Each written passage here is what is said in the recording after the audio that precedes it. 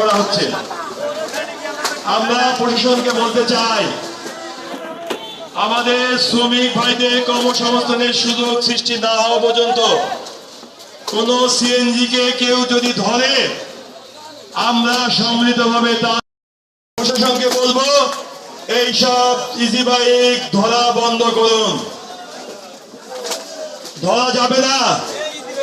আমাদের শ্রমিক ভাইরা, প্রত্যেকটা শ্রমিক ভাই জুট মিলে চাকরি হারিয়ে জুট মিল বন্ধ হয়ে অনেক কষ্টে আছে।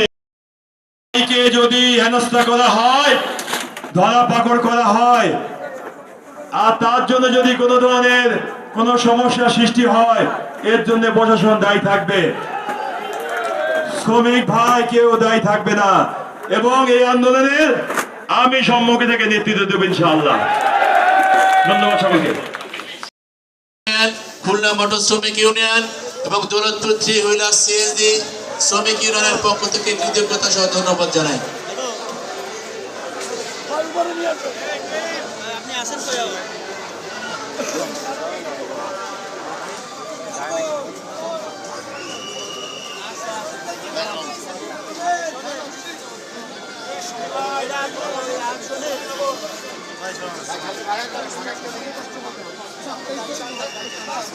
সামনে থেকে একটু ফাঁকা করেন, একটু একটু একটু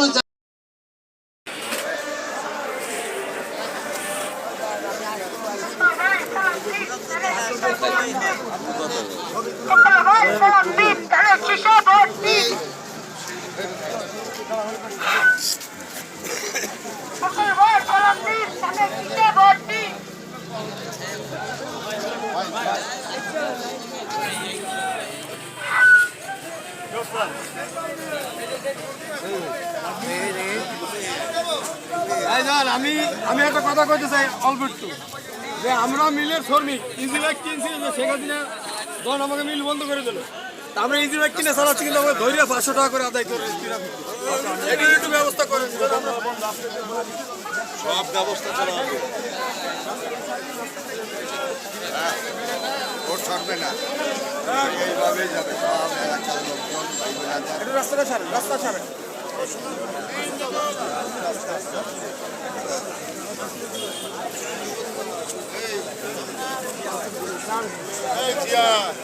আসসালামু আলাইকুম। হাই,